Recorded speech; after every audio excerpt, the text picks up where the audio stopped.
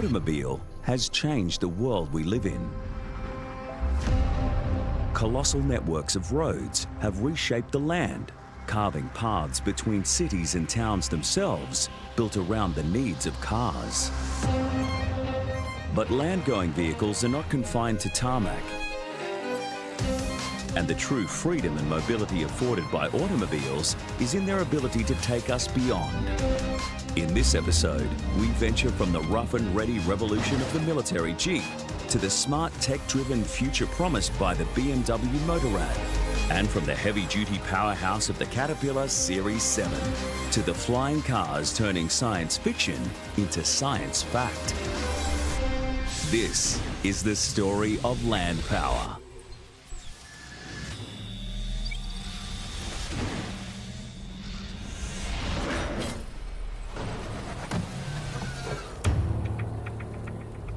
When it comes to all-terrain vehicles, this one truly lives up to the name. Taking inspiration from the legendary mountaineering Sherpas of the Himalayas, the Russian-built Sherp ATV takes on just about anything nature can throw at it. I have never seen anything like it in my life. It's just amazing. And that's technology, like, comes so far in that type of vehicle these days. And so they can build an ATV that can go anywhere, basically. I'm just gobsmacked by what they can do now. Extremely manoeuvrable, the Sherp's lever steering mechanism controls the speed of its oversized wheels on both sides of the vehicle, allowing for skid steering and turning in place. The patented tyres also let the Sherp do this. The buoyancy of its tyres and their paddle-like tread allow this mini monster truck to swim at an impressive 6 kilometres per hour, jumping in and out of the water with ease. This amphibious car is all but unstoppable.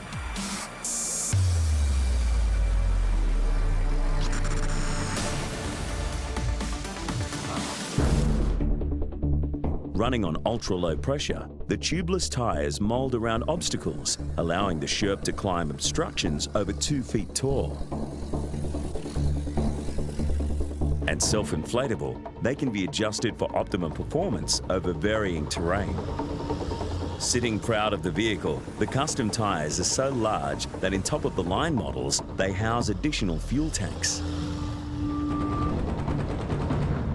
Drawing just 44 horsepower from its Japanese Kabuta 1.5-litre turbo diesel engine, the Sherp maxes out at around 45 kilometres per hour, commanding the land less through engine power and more through sheer ruggedness of design. With a durable polymer coating for extra toughness and a smooth protective underbody, the Sherp is built to withstand a tremendous amount of punishment. Should a problem occur, ease of maintenance has been factored into the design, with the transmission simply bolted onto the tub-like steel frame. The company also boasts of the vehicle's high survivability, claiming it can continue driving on just 2 wheels. A go-anywhere car without equal, the Sherp was built to serve workers in the most demanding environments on the planet. Nonetheless, with its adult-sized Tonka truck appearance, a sense of fun here is inescapable. Perhaps unsurprising, given that the fun and freedom of recreational off-roading has its origins in some very no-nonsense vehicles.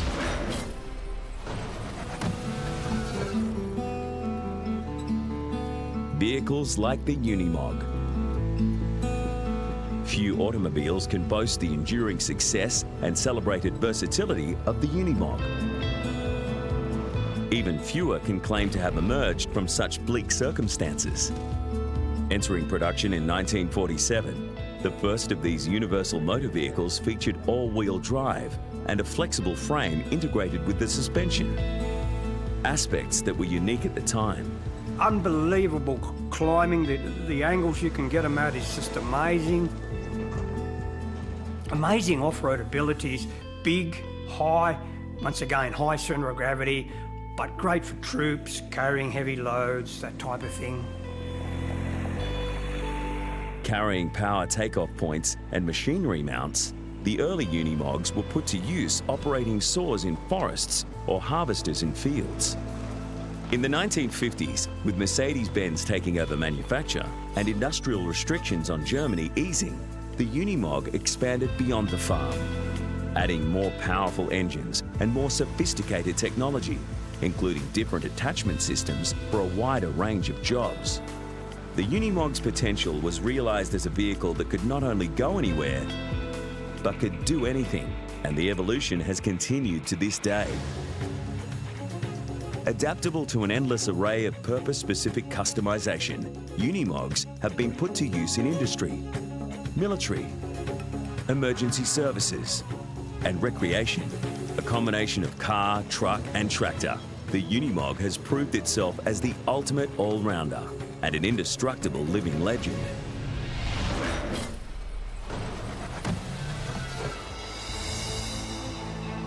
Hailed as the godfather of modern-day four-wheel drives, the US Army's Jeep was designed for a very specific wartime purpose, but went on to have a much wider influence in times of peace. Way back then, they were pretty ordinary, pretty rough to ride in, not the sort of thing you'd want to be taking your family around in. The first of its kind, this tough and agile go-anywhere vehicle laid out the essential blueprint that lightweight 4x4s would follow for years to come. The origins of the term Jeep remain unclear, but the development of this iconic vehicle stemmed from the vision of the US Army and the coerced collaboration of several car companies. Anticipating entry into the Second World War, the US military knew it needed to modernise. Putting out hundreds of tenders for equipment and machines, one such tender called for a command reconnaissance vehicle, the vehicle that would become the Jeep. With the Army setting exceedingly strict demands for power, performance, weight and size, none of the original prototypes they were presented with made the grade. But three companies came close: Ford, Willys and Bantam. And through the grudging, possibly illegal, sharing of their designs, the combination of all three companies' efforts resulted in the Jeep. Core to the Jeep's design is a separate chassis carried on leaf springs over live beam axles, allowing power transfer to all four wheels. While the solid beam axle prevents independent movement of the wheels, meaning that the motion of one affects the other, their mechanical simplicity provides a crucial off-road advantage: durability. And durable is exactly what the Jeep proved to be, fulfilling its envisioned Second World War role as a reconnaissance vehicle, and doing just about everything else the Army asked of it. Versions of the Jeep remained in service until the early 1980s, and the Jeep had a lasting appeal in peacetime too, beginning the world's love affair with recreational off-roading. World-renowned for its reliability is the Land Rover. In this British factory, the Land Rover is manufactured. This is the off-roader that bridged the gap from the military to the civilian world.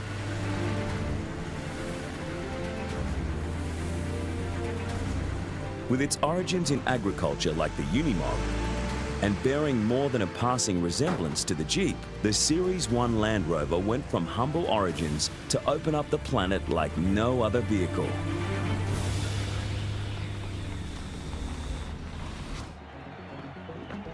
The British Rover Company had built its reputation on luxury cars. But in post-war England, such vehicles were hardly in demand.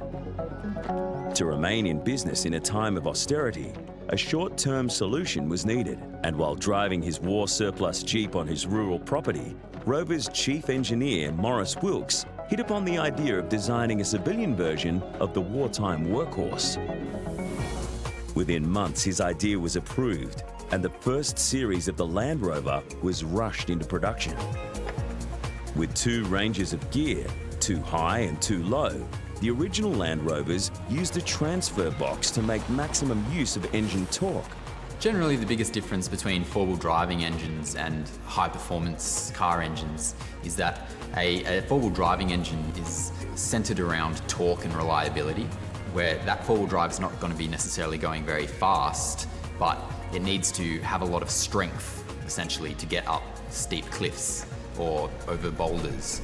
And it also needs to not break down when you're in the middle of the desert. With an immensely strong box section, steel chassis, and waterproof wiring, these vehicles willingly went anywhere and kept on going. Despite its minimal comfort levels, this simple and robust 4x4 found its place not just with rural buyers, but with the new breed of off-road adventurer.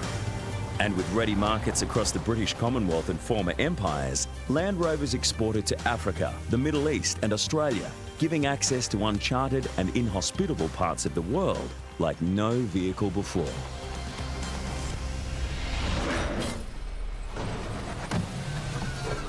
The demands of both civilian and military drivers for enhanced off-road performance culminated in a car that served in both worlds, the high-mobility multi-purposed wheeled vehicle, better known as the Humvee. As an SUV, it is huge. It fits right in America because everything is big in America. It would literally cast a shadow over the rest of the traffic. In the late 1970s, the US Army was again looking to upgrade and began seeking a light tactical 4x4 to replace its aging fleet of Jeeps. The vehicle needed to have the latest in off-roading capability and be versatile enough to fulfill the jack-of-all-trades role that had so aptly been served by the Jeep. Of the three companies that presented prototypes, AM General's Humvee won out and entered service in 1984. First entering combat in the US invasion of Panama in 1989, it was the Humvee's widespread use in the Gulf War of 1991 that saw it enter civilian consciousness. With its wide-set machismo, the vehicle's most prominent admirer was former Terminator and future California Governor Arnold Schwarzenegger. So dismayed with AM General's refusal to sell its military vehicle to a civilian, he lobbied the company to produce a civilian version. And in 1992, it was Schwarzenegger who became the first owner of a civilian Humvee, known as the Hummer. Larger and with a much wider track than a Jeep, the Humvee maintained the Jeep's low profile, but managed to nearly double its ground clearance by raising the drive shafts and fitting the axles towards the top of the wheel, rather than in the centre. Well, it is huge to start with. It's got a lot of ground clearance so it can get over boulders, and a really solid four-wheel drive system that allows it to plough through the bush and mud tracks anywhere it wants to go. With torque biasing differentials at the front and rear, each output shaft to the wheels is able to rotate at different speeds. So when a decrease in torque is detected in a wheel slipping over loose terrain, increased torque is transferred to the opposite wheel, boosting power on one side of the car to compensate for a loss of traction on the other.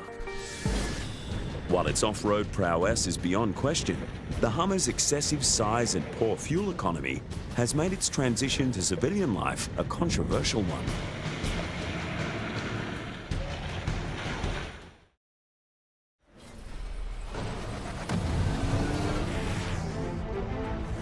Also controversial when introduced in 1980, BMW's R80 GS went on to inspire a new style of motorcycle for a new style of riding, adventure touring. When first released, this motorcycle bucked the trend towards specialised machines by aiming for a crossover skill set. At the time, few thought a two-wheeler was able to incorporate off-road capability with on-road performance. Today, after more than 30 years on the market, the ongoing popularity of the GS series has silenced its initial detractors. Among a host of design innovations, the GS helped pioneer a new style of motorbike suspension.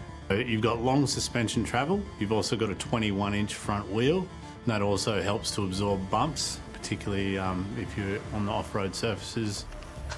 Tough and surprisingly smooth, the GS was a revelation for two-wheel touring enthusiasts and more.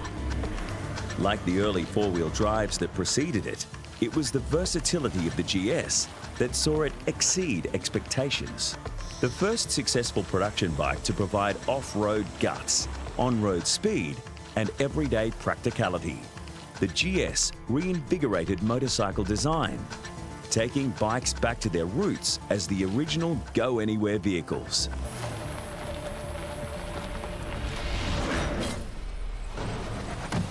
And this This is Windy Lindstrom from Oakland, battling his way up that terrific 76% grade. Come on, you Windy! And he makes it in 8 3/5 seconds. Smaller and lighter with a greater power-to-weight ratio. From their very inception, motorbikes had the go-anywhere advantage over cars. Like their four-wheeled counterparts, the motorbike cannot be traced back to a single idea or invention. Instead, they represent the combined and ongoing work of engineers and inventors around the world. But there is one revelation that made mass production possible: the Didion Bouton engine. I wonder what would happen if this fella let go. Fall off, I guess. Invented in 1895 by French engineers Jules Albert Didion and Georges Bouton, the single-cylinder four-stroke engine generated half a horsepower, a remarkable achievement for the time. Compact, lightweight and high revving, the Didion Bouton engine set a benchmark that motorcycle manufacturers the world over would copy and build upon. With the onset of the First World War in 1914, cars were not yet able to provide dependable off-road transport, and it was the motorcycle that filled the gap. Phasing out the horse, motorcycles were used extensively by both sides of the conflict to gather reconnaissance, deliver communications, and even engage in combat. Following the Second World War, many veterans, particularly in America, gravitated towards motorbikes as a substitute for the thrills and danger of wartime action, finding camaraderie in outlaw motorbike gangs.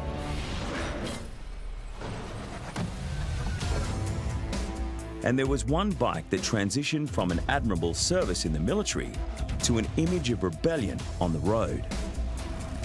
Few vehicles of any kind can boast of an iconic status quite like the Harley Davidson.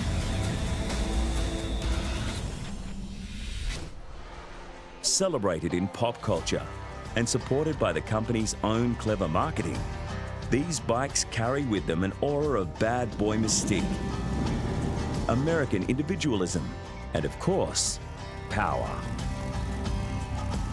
Barely a decade old when the First World War began, the conflict had a defining impact on the Harley Davidson company.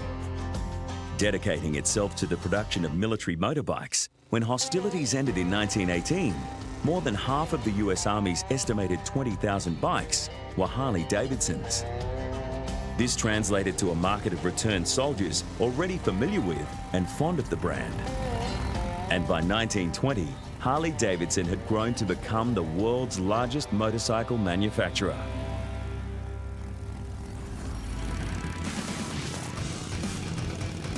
Instantly recognizable by the unique throaty rumbling of their engines, Harley Davidson have largely remained true to a basic engine formula centered around an air-cooled V-twin engine with its cylinders set at a 45-degree angle. With their long piston stroke, Harley engines are low revving and provide plenty of torque. Harley Davidsons make a very distinctive sound due to their V-twin engine layout, where there are two cylinders aligned in a V configuration that give a very lumpy sound as the two combustion events happen close to each other, and then there is a break before they happen again. So rather than having the power coming down like this, sounding nice and even, they go bang, bang, bang, bang, bang, bang. Part of the feel and part of the rawness of that engine is what you feel, and that is what makes people either really not like them or like them a lot. Because of their big engines, Harleys tend to be big bikes, and this made them ripe for customization. Starting in California in the late 1950s, the desire for faster bikes resulted in the chopper.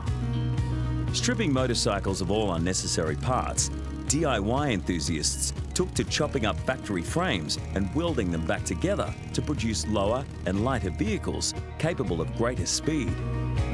The characteristic stretching out the front rakes may have sacrificed the bike's low-speed handling, but provided truer steering when traveling at speed. Harley Davidsons provided the basis for some of the most recognizable choppers, and the craze had its influence on the style of bike the company went on to produce. But whether riding a factory-built Harley Davidson or a customized chopper, the anti-authoritarian image remained the same.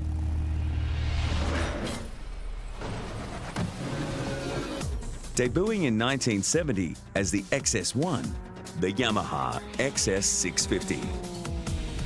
While Japanese bikes had largely focused on more utilitarian offerings than Western manufacturers, the 650 was a stylish departure from this tradition and sought to take on the Western firms at their own game. It also marked Yamaha's entry into producing four-stroke engines. While the Yamaha Motor Company had staked a reputation on two-stroke engines, in 1970, the XS650 took the risk, branching out in an effort to match the four-stroke offerings of its competitors.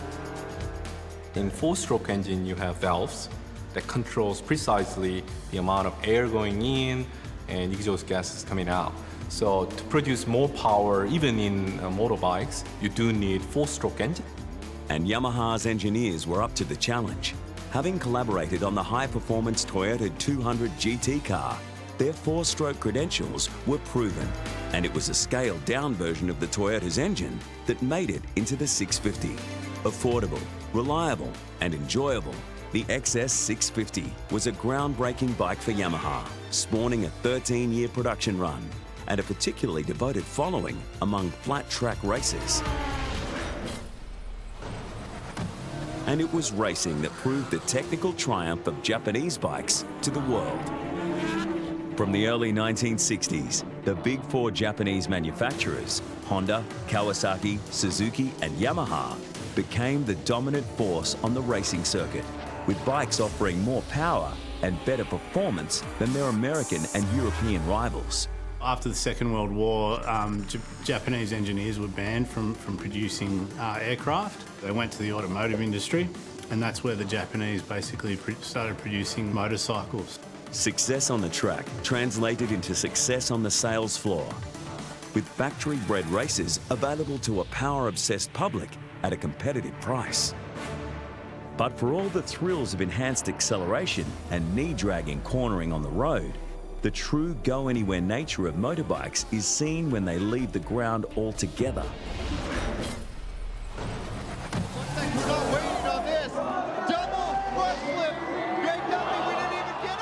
Freestyle Motorcross does not compete with speed, instead focusing on the daredevil skills of riders as they seek to outdo each other in gravity-defying stunts. Emerging from off-road dirt bike racing, today this high-flying, high-adrenaline spectacle is one of the most popular extreme sports in the world. The power they produce in such a light, small capacity, and then the amount of travel the suspension has would probably be the two main key components that set those bikes apart from other bikes in the industry. Not requiring the fine engine tuning of racing vehicles, the bikes here are essentially ridden as stock, so long as the riders can grab a handful of throttle for rapid acceleration over a short distance. The rest is up to their own ability and courage. Lightweight dirt bikes running on small to medium displacement, two-stroke engines are favoured, and again, it is the offerings of the Japanese manufacturers that are most prevalent. Modifications are minimal, removing seat foam to give a wider range of motion, or adding a steering stabilizer to keep the front wheels straight when letting go of the handlebars. Other than that, the bikes, with their strong suspension and high traction tyres, are largely factory standard, meaning that just about anyone, provided they have a suitable launching point and no fear of heights, can take these versatile two-wheelers off-road and into the air.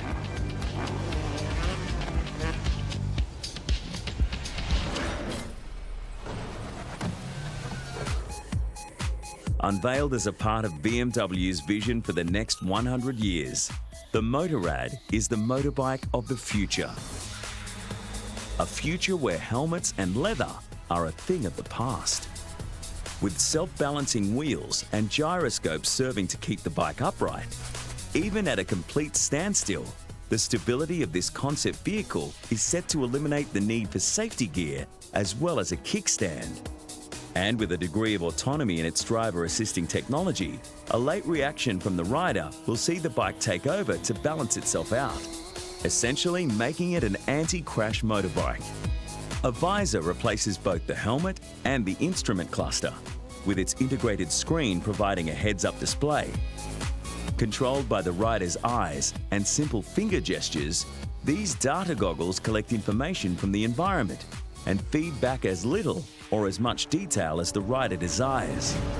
When riding, the Boxer engine extends out from the sides of the bike, improving aerodynamics and weather protection. And it's promised to be emission-free. But perhaps the bike's most revolutionary aspect is its carbon fibre flex frame. Changing shape in response to the movement of the handlebars and relaxing or stiffening depending on speed, the flexible structure allows manoeuvrability without bearings and joints. Integrating form and function, the Motorrad is steering the future of motorbikes in a new direction.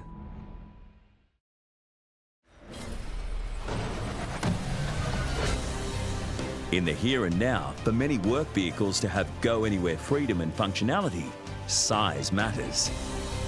This is the Caterpillar Series 7. Serving in mining and heavy-duty construction, these ultra-class trucks are among the biggest ever built. With earth-moving machinery growing larger and more efficient, hauling vehicles are needed to keep pace. In 1997, Caterpillar, with the then latest computer-aided design technology, engineered the original Series 7 vehicles to offer the greatest payload capacity of any mechanical drive-haul trucks. The 797F truck is an amazing vehicle, and only approaching to this vehicle in a mine site, you can have a clear idea of its huge dimensions. It is 15 meters long, almost like a coach bus, and is 9.5 meters wide and 6.5 meters high. Nearly 8 meters tall and 10 meters wide, the latest Series 7 weighs a staggering 690 kilograms. And that's while empty.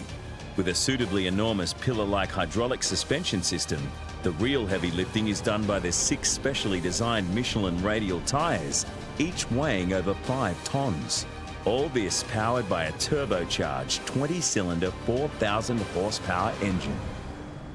The 797F was developed because the machines that are used in a mine site to dig and to load the material are becoming bigger and bigger. They can load up to 100 tons of material in just one single scoop.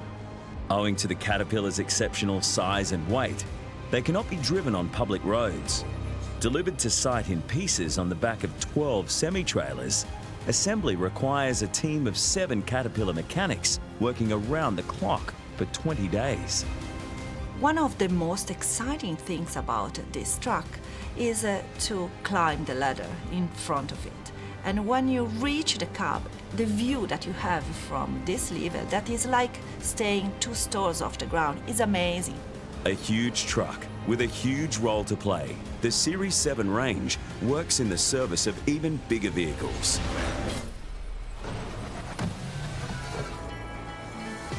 Vehicles like this, the Bagger 288. These mammoth excavating plants combine the efficiency of conveyors with the utility of bucket excavation in a single gigantic earth-moving machine with relatively few continuously moving parts.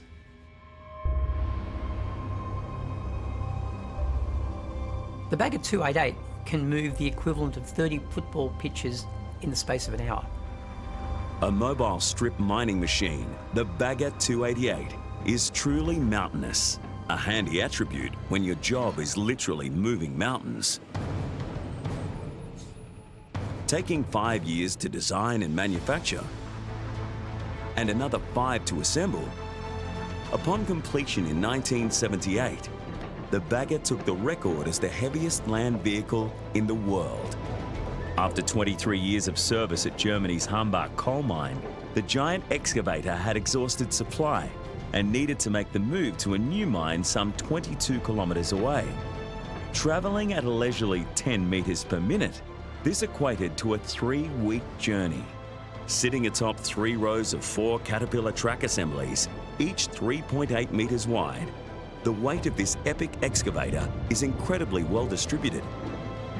Nonetheless, special grass was sown ahead of the Bagger's journey to prevent it from sinking. Today, the Bagger continues work at its new home, where its coal-moving efforts help produce 15% of Germany's annual power supply. Already common in big industrial machines, driverless technology is poised to make it onto the highways, promising to enhance safety and efficiency in some of the largest street-legal vehicles. Mercedes-Benz is accelerating the transition with its Future Truck 2025. You have virtually all of the automotive manufacturers now striving to introduce greater and greater levels of autonomy over the next decades. With eyes in the form of radar sensors, Future Truck makes real-time decisions based on its immediate vicinity. And with data gathered from other connected vehicles and satellites, it makes accurate predictions along its entire route. The car might still want you to be available to take control of the car if it runs into a situation that it doesn't know how to deal with. Then from there we go to mind-off driving, where you can for the first time really sit back and not worry about it. When the car takes over, you're not expected to be available anymore. On the highway, the system operates much like autopilot on a plane, taking over the controls for the monotonous hours of long-haul transport. With the human driver free to relax or perform other tasks. When the truck leaves the highway, the driver is back behind the wheel, steering the Future Truck to its final destination. Before autonomous technology changed the way we thought about driving, this vehicle had been there and done that. That popular little car, the Mini, is in the news again. The Mini is a tiny car with a towering legacy, and after the Ford Model T, this ultra-compact economy vehicle is regarded as the second most revolutionary car of all time. Produced by the British Motor Corporation and its successors, this icon of 1960s pop culture was lent an enduring appeal thanks to its uncanny knack of going or fitting in surprising places. Built in response to the fuel rationing imposed by the 1956 Suez Crisis, which saw Europe cut off from its Middle Eastern oil supply, the Mini has transcended its purpose-built origins with a design so endearing it has barely changed from across 40 years of production. The key to Mini's mold-breaking success was its transverse engine layout. While previous cars with sideways-mounted engines had been limited to small two-stroke motors, Mini designer Alec Issigonis saw room for improvement. Incorporating the original Mini's transmission into the engine's oil sump freed up the extra space needed to fit a bigger, more powerful four-cylinder engine above the front wheels. And by utilising front-wheel drive, there was no need for a drive shaft, allowing 80% of the car's flat floor plan to be used for passengers and luggage. This layout brought a surprising amount of room and a respectable amount of power to an otherwise unassuming vehicle, influencing a generation of car makers. Since the Mini, almost all small front-wheel drives use a version of Issigonis' configuration. With its 10-inch wheels placed on each corner of the car in a bulldog stance, and with a suspension system of compact rubber cones rather than conventional springs, the low-set front-wheel driving Mini handled like a go-kart. While Issigonis was initially reluctant to depart from the Mini's image as an everyman's car, he came to collaborate with race car builder John Cooper. The result was the first Mini Cooper. With a souped-up racing-tuned engine putting big power into the little car, the Mini Cooper claimed 3 victories at the Monte Carlo Rally, helping cement the vehicle's reputation as a game-changer. Production of the original Mini continued into the year 2000, but its legacy still lives on. BMW took over the Mini marque and to this day are producing cars inspired by Issigonis' design, a design that changed the way people thought and perhaps more importantly, felt about small cars. Big or small, in the quest to go anywhere, sometimes wheels just aren't enough. With its origins traced back to the mid-19th century, the continuous track has enhanced the off-road capability of wheels by increasing traction and decreasing ground pressure. Contacting the ground only with their bottom portion, wheels concentrate their grip and their weight on a relatively small surface area. limiting traction and increasing the risk of sinking. Contacting a far larger surface area, the continuous track distributes a vehicle's load across the entirety of that area, improving grip and allowing travel over more unreliable surfaces. Employed in heavy off-road machinery such as the Bagger 288, the continuous track's most famous application is in tanks. And when it comes to tanks, there are a few more famous than this: the M1 Abrams. Developed during the Cold War, the M1 Abrams is today the principal battle tank, not only of the US Army and Marine Corps, but the armies of Australia and much of the Middle East. The race car of the tank world, the Abrams can approach speeds of 100 kilometres per hour. But because of the risks posed to the crew and the vehicle itself, an engine governor limits speeds to 72 kilometres per hour on-road and 48 kilometres per hour off-road. Nonetheless, the Abrams remains one of the fastest main battle tanks in service, all the more remarkable for the fact that it's also one of the heaviest. So that tank has a gas turbine engine that, rather than developing thrust via an exhaust nozzle as we do on aircraft to propel aircraft, spins a shaft that via a gearbox drives the wheels and the tracks of the tank. And so what that allows the Abrams to do is very, very quickly bring on large amounts of motive power to drive that tank, that very heavy tank, to very, very high speeds for a tank. Effectively a jet engine, the Honeywell AGT 1500 offers an increased power-to-weight ratio over a conventional piston engine and takes up less space. Running on anything from kerosene to jet fuel, the gas turbine is also significantly quieter, earning the Abrams the nickname Whispering Death. Quicker and more manoeuvrable than other tanks, the Abrams turbine engine comes with two drawbacks. It drinks a lot of fuel and generates a lot of heat. There is a heat exchanger system on board the engine of the Abrams tank that allows it to recover some of that waste heat. For a tank, it has the additional advantage, of course, of not rejecting exhaust gases at very, very high temperature that can be easily detected by the adversary. So, of course, if you can take some of that exhaust heat out, you can use it within your engine, within your tank, and it also means that the exhaust flow will be that much cooler, and therefore you can more easily hide your thermal signature. But tanks aren't made to hide, they are made to fight. And to that end, the Abrams' main weapon is its 120mm M256 smooth-bore cannon. Blasting high-velocity, armour-piercing and explosive rounds, the cannon is guided by a cutting-edge fire control system. With sensors monitoring the tank's tilt, its motion and even the wind, the cannon is computer-adjusted to keep targets in sight, allowing the Abrams to fire with accuracy while on the move. Strong and fast, the M1 Abrams is an almost unbeatable tank. For now.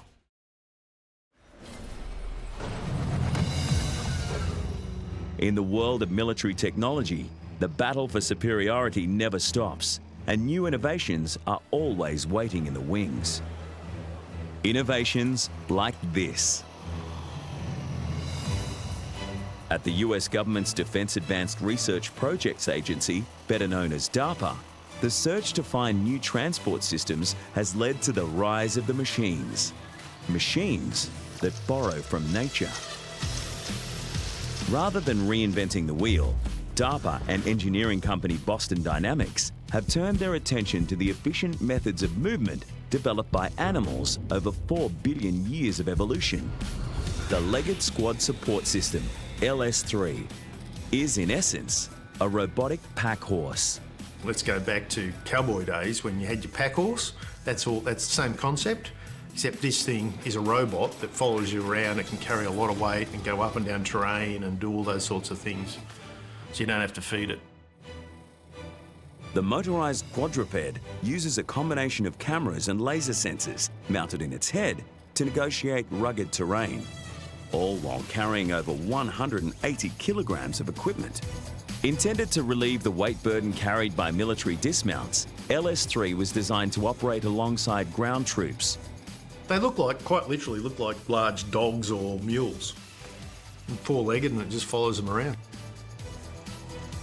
Proving itself in field tests, LS3 was ultimately shelved due to noise concerns.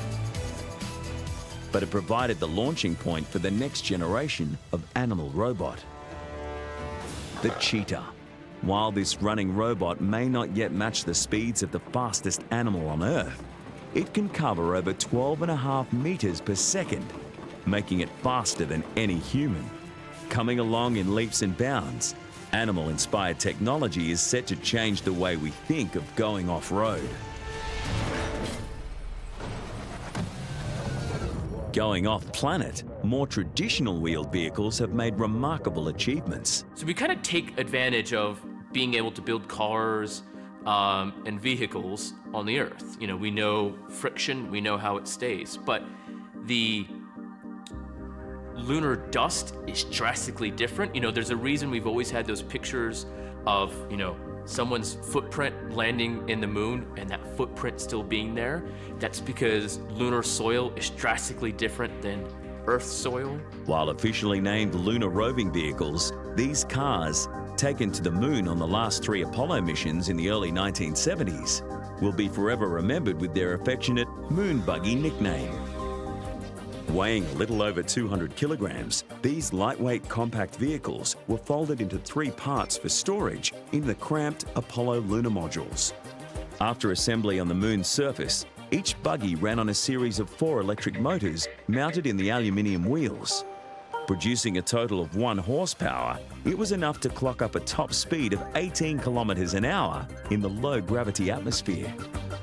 Designed to give astronauts a wider range to explore and collect samples around their landing site, the Moon Buggy also revitalized a flagging public interest in the Apollo missions, bringing a sense of fun to the lunar surface.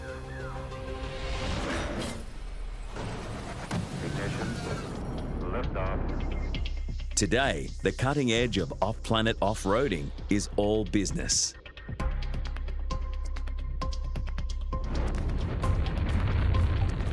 Order of 11, 12 routines. Eagle Dodge, you remain strong.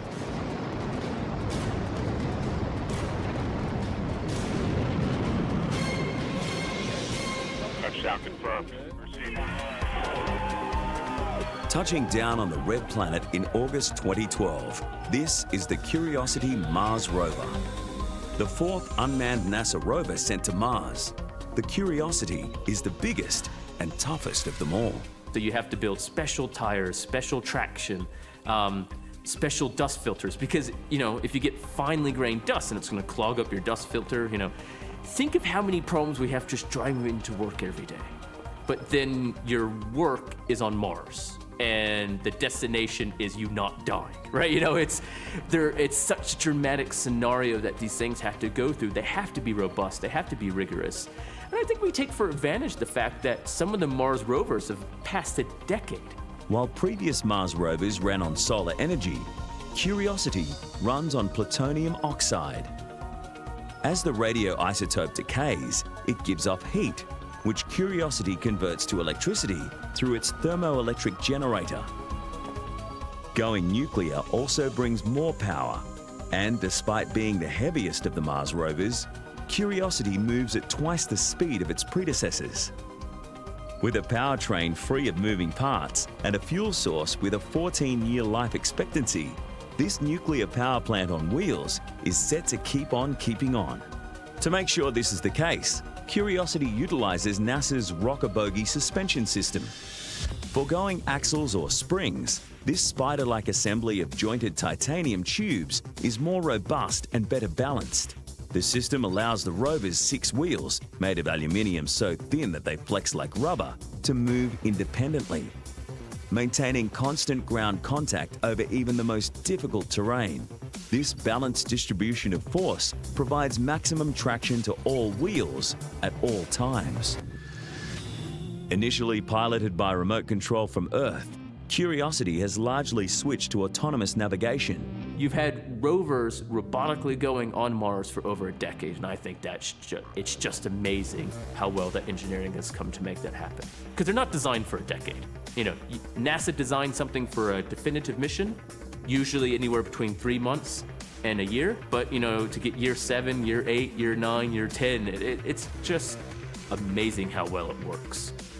More independent, more sure-footed, and more powerful than anything before, this Martian workhorse is the model for future Mars missions.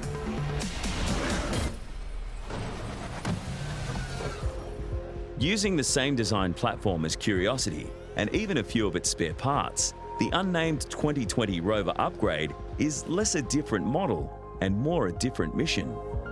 Taking the next step from Curiosity's search for signs of habitable conditions in Mars's past, the 2020 will go searching for signs of life itself. And with a scientific payload that includes an experimental machine for converting the toxic Martian air into breathable oxygen, this vehicle is set to pave the way for humans to make our first interplanetary journey.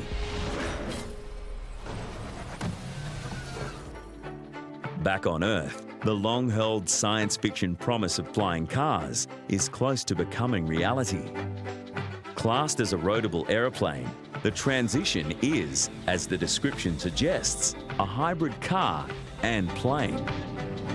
In development since 2006, the Transition's 3 prototype models have all been proven in drive and flight tests, and the development company Terrafugia today plans on entering market production by 2020.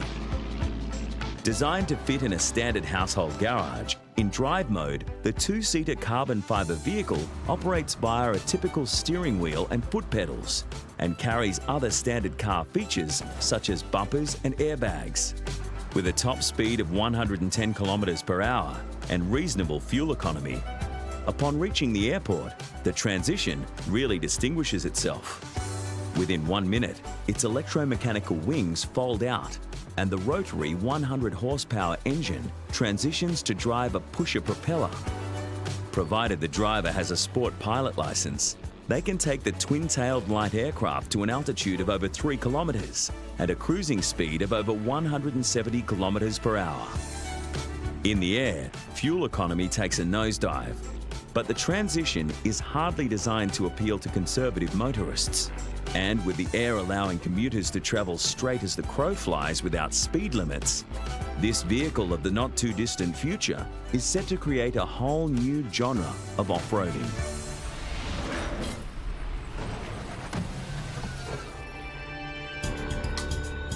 For a flying car that is on sale now, consumers with $500,000 to spare can today order their very own personal air and land vehicle, the PAL V1. Melding aspects of car and helicopter, this Dutch-designed roadable aircraft is far harder to categorise. Driving on 3 large wheels of its tricycle undercarriage, the PAL V1 is able to lean into turns like a motorbike. The PAL V1 can be converted in around 5 minutes to an autogyro, an aircraft that obtains lift from rotor blades and thrust from a propeller. With its unique Rotax dual propulsion engine now powering the propeller, the 2-seater can attain its same land speed of 180 kilometres per hour. Thanks to vehicles like the PAL V1 and the Transition, the future of land-based transport is no longer limited to the land. The quest to go anywhere is an ambition as old as civilization. From the dawn of the motorised age, cars, motorbikes and others that defy labels have sought to provide the power and the wherewithal to take us wherever we needed or wanted to go. Today we are redefining the concept of go anywhere, changing the way we move in order to open up our world in new ways and open up worlds beyond.